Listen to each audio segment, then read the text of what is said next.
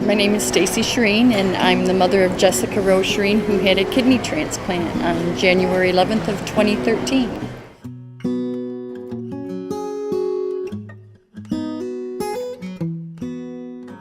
In a very short time, we found out from a backache to kidney failure, and then you have to be healthy to donate a kidney. Of course, that counts me out because I'm a diabetic, and I didn't know what to do. One day I saw a pink paper next to my computer desk. I pulled it out, I wrote a note, and I went and stood on the corner by Walmart and held a sign looking for a kidney.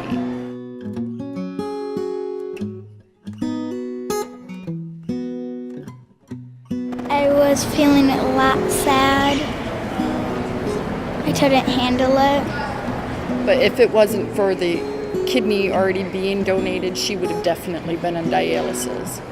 And then that would have been just a horrific deal, if you ask me.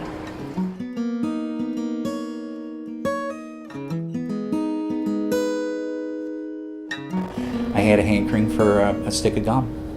And very honestly, that's the only reason I went to the store that day.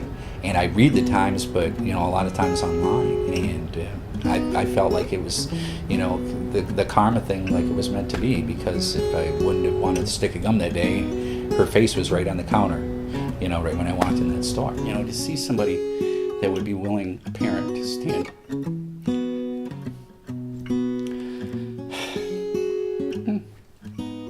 on a corner for their child, and go that far.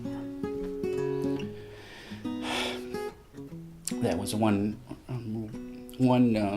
big thing that got my attention, that she had a parent that dedicated. Called University of Michigan on my own and got tested about 2 weeks after, and found out I was a match to her perfectly in early November, and then they were notified the day before Thanksgiving of 2012. The day before Thanksgiving, they called and said that we had a donor with a perfect match, and that the operation will be scheduled in January. And I just screamed at the top of my lungs, not knowing Brian only lived 4 blocks away. I'm sure he could have heard me. I felt really relieved, but I was really sad I was going to have to go on dialysis. And because dialysis, to me, it's daily, but I never did it before, and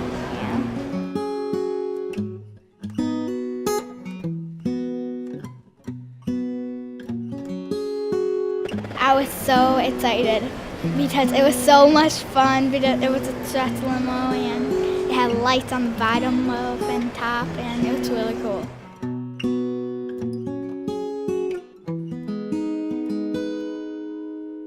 More energy, and I didn't feel so sad.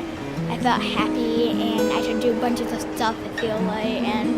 And what I was so excited about is I could eat potatoes and tomatoes and all my favorite food.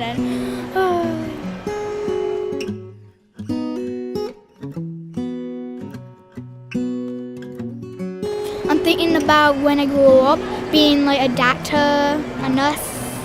There are a lot of people out there just sitting in a hospital bed waiting for a miracle to happen, and I know how that felt. Some people can't help themselves, like family members. Like my mom couldn't help me. That was devastating for her, I know that. And if I couldn't help her, if she needed help, it would break my heart. It would be one of the most fantastic experiences you'll ever go through in your life. There's no better gift you can ever give than the gift of life.